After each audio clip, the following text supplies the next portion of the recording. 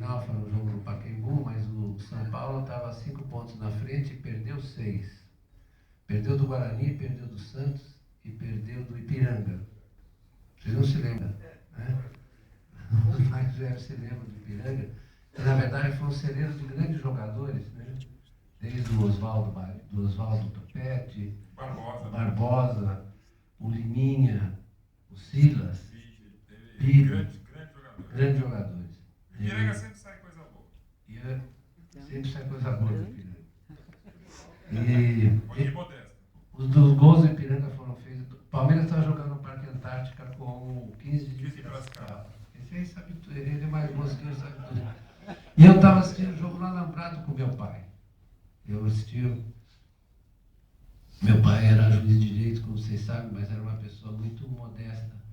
E ele não gostava de ir na numerada, ele gostava de ir lá com o povão. Foi aí que eu aprendi que a gente tem que assistir o jogo na arquibancada. Eu não gosto de ficar com cartola. Eu gosto de assistir o jogo na... Nem devo, às vezes, ir, porque hoje em dia a reação da torcida mudou muito, nem devo, mas eu acho, me sinto desconfortável assistir o jogo com cartola, etc. Outro dia eu fui obrigado a assistir Santos e Palmeiras com o Luiz Álvaro, só que é meu amigo, né? Mas é constrangedor, né? Porque eu não podia comemorar. Mas chegou uma certa altura, eu não aguentei e comecei a xingar o juiz. Porque... A gente sabe. Aí o Luiz Álvaro ficou um pouco chocado. Tá? Mas eu estava lembrando esse jogo de 50, esse episódio de 50, e me lembro de um conselheiro do Palmeiras, na numerada, depois que terminou, porque esse foi o jogo que deixou o Palmeiras um ponto na frente. Deixou o Palmeiras pelo empate contra o São Paulo. Pelo empate contra o São Paulo. E o Palmeiras ganhou de 2-1 contra o 15. O resultado eu não lembro. Sei que ganhou. Eu me lembro de um gol. Eu me lembro de um gol do Aquiles, mas eu não me lembro quando foi. Não dá para lembrar quando foi. O Aquiles foi um grande artilheiro do Palmeiras. Mas enfim, essas viradas, né, eu assisti muitas durante a minha vida de palmeirense, né, essas viradas e essas ressurreições. Essas ressurreições são típicas do Palmeiras. A legenda. Né? A coisa, eu me lembro também do campeonato do Robertão de 69, o Palmeiras apanhou as primeiras 5 partidas. Apanhou, era uma coisa, eu já era professor da Unicamp, me lembro que eu vinha para São Paulo, era um sofrimento.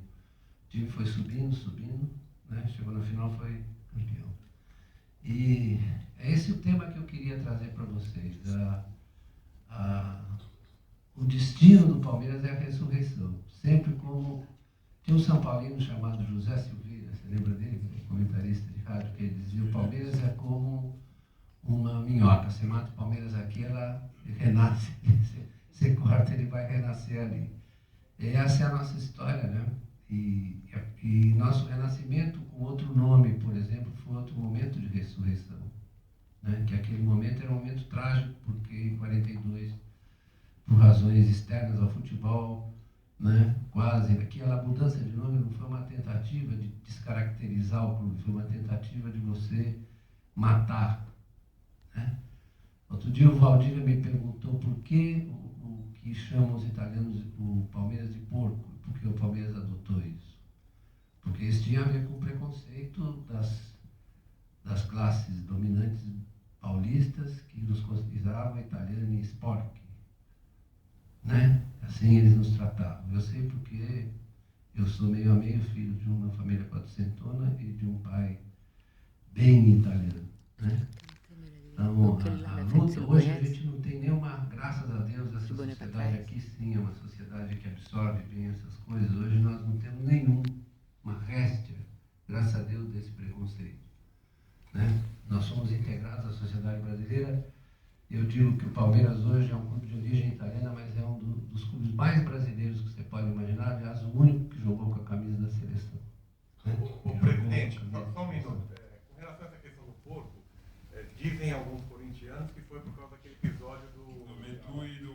foi quando popularizou, quando criaram a imagem... O episódio do Lidu, não é verdade, o episódio do Lidu, desculpa eu interromper, não, claro, por favor. O meu mestre aqui... Não,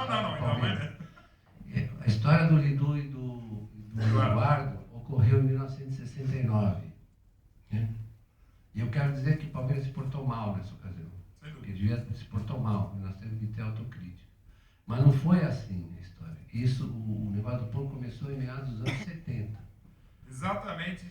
No jogo, o primeiro jogo da fila, Palmeiras e Corinthians, a torcida do Corinthians levou uma bandeira gigantesca, Porcão 76. E era assim, o Palmeiras está ganhando de 12-0, Corinthians, 3 torcedores do Real, porco, a gente ficava quieto.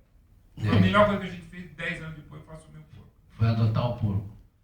Porque nós dávamos um tapa de luva de pelica. Eu me lembro bem que eles soltaram o porco no Morumbi. Soltavam? Nossa! O dia que o Ademir jogou o último jogo e saiu de campo, porque ele tinha uma secreção nasal, o Ademir saiu, eles jogaram o porco no campo, né? Até uma crueldade com o porco. Jogaram o porco, claro, caiu da arquibancada, morreu. Então a história do porco tem essa origem, né? Tem essa origem. É a coisa mais, se você lê a imprensa da época, você vai se dar conta de que a discriminação, tanto que o Estadão, por exemplo, o Estadão não publicava a escalação do time do Palmeiras. Não publicava a escalação do time do Palmeiras, certo? Verdade ou não? Não, é verdade. Publicava do Paulistano. O Paulistano não publicava a escalação do time do Palmeiras. Então, as pessoas não têm ideia, os mais velhos têm, mas os mais novos não têm ideia de qual foi a necessidade de persistência, de perseverança para você construir esse clube que hoje nós temos. Bom, eu vou parar por aqui, por enquanto. Só uma coisa ainda dentro do porco, eu acho que a popularização para a torcida passa pelos anos 80 com o porco Dedu. Entrava em campo e... Foi no processo desse de assumir o porco a partir de 86. E em 83 até havia um conselheiro, que era talvez o primeiro diretor de marketing com esse nome, o Gobato, que tentou assumir, quase foi escorraçado já na primeira ideia. 3 anos antes do Palmeiras assumir. Ele tentou fazer um movimento para assumir o porco, quase foi escorraçado, e 3 anos depois, uma coisa natural, se assumiu e foi o Dale Porco, que ajudou inclusive a afirmação do time, que foi a final de 86, que eu não lembro o que aconteceu. Ontem a Fiat me deu de presente, a Fiat está dando, a Case está dando de presente um porquinho de pelúcia muito bonito que eu dei para minha filha, tem 18 anos, que adorou o porquinho. Hoje o porco virou um ícone. Mesmo? Qual é o problema? O porco é um bicho muito útil, né? Tem várias propriedades que permitem a utilização produtiva dos seus pertences. E até na própria imprensa, né? Eu acho que uma coisa que marca o porco como Palmeiras foi a capa da Placar. Quando o Palmeiras colocou o Corinthians na final de 88, e a capa foi por Corinthians, né? Então eu acho que aquele momento marcou embora bem. não se deva nunca juntar as duas coisas, né? Claro, mas faz parte, né? Até porque, né, e já aproveitando para agradecer a todos a presença aqui, só o Palmeiras para nos fazer acordar tão cedo e tão bem, né? Agradecer também ao pessoal do meu Orkut, o Fábio, que fez o primeiro contato, o Zé, que está sempre aqui com a gente. Caso raro. Porque agradecer também ao presidente, a todos vocês e ao timing de vocês que marcaram logo depois da vitória, mais uma vitória épica, mais uma ressurreição, mais uma vitória sensacional. O que é que eu falei para você no programa de quinta-feira? Aí você esteve comigo lá no Band Esportes. Comentei que o Palmeiras passaria. E mais uma pergunta aqui. Pois é. Eu já sabia.